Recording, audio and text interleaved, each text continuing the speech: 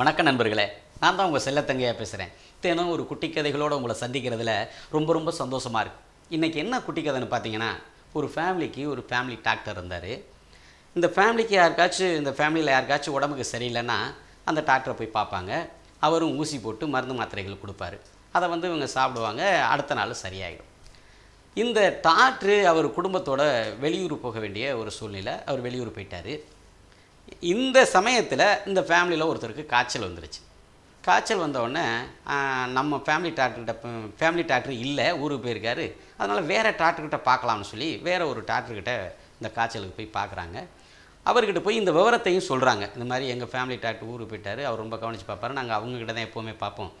இப்போ புதுசாக அவங்கள்ட்ட வந்திருக்கிறோம், அந்த ஜுரத்துக்கு நீங்கள் நல்ல மருந்தாக கொடுங்க சார் அப்படின்னு சொல்லி கேட்குறாங்க.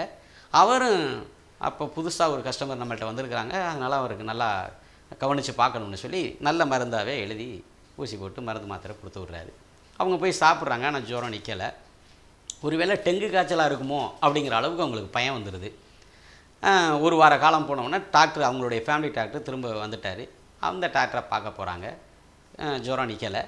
டாக்டர்கிட்ட போய்ட்டு இது மாதிரி மருந்து சீட்டு பார்த்தது எல்லா விவரத்தையுமே சொல்லி டாக்டர்கிட்ட கேட்குறாங்க. டாக்டர் எல்லாத்தையும் வாங்கி பார்க்குறாரு. மருந்து மாத்திரையெல்லாம் கரெக்டாக தான் இருக்குது. உடனே கொஞ்சம் நீங்கள் வெளியில் இருங்க அப்படின்னு சொல்லிவிட்டு அந்த மருந்து சீட்டு கொடுத்த அந்த டாக்டருக்கு ஃபோன் பண்ணி இவர் கேட்டார், என்னங்க மருந்தெல்லாம் ஜுரத்துக்கு சரியாக தானே எழுதி கொடுத்துருக்கீங்க, அப்புறம் ஏன் அவங்களுக்கு காய்ச்சல் நிற்கலை அப்படின்னு சொல்லி கேட்டார். அதுக்கு அவர் சொன்னார், நான் கொடுத்தேன், அவங்களுக்கு நிற்கலை, நீங்கள் அதே மாத்திரையை எழுதி கொடுங்க, ஜுரம் நின்றும் அப்படின்னு அவர் சொன்னார். அதே மாதிரி இவங்களை உள்ளே வர வச்சு அதே மருந்து மாத்திரையை கொடுத்து விட்டார். அடுத்த நாள் ஜுரம் நின்றுச்சு, ரொம்ப நன்றி டாக்டர் அப்படின்னு சொல்லி அவங்க ஃபேமிலியே சொல்லிட்டு போனாங்க. இப்போ இந்த கதையிலேருந்து நம்ம என்ன தெரிஞ்சுக்கணும்னு கேட்டிங்கன்னா, நம்ம விரும்பினது எல்லா இடத்துலையும் நம்ம விரும்பினது கிடைக்கும்னு எதிர்பார்க்கக்கூடாதுங்க. எது கிடைக்குதோ அதை விரும்பி ஏற்றுக்கிட்டால் நம்ம வாழ்க்கை நல்லாயிருக்கும். நன்றி.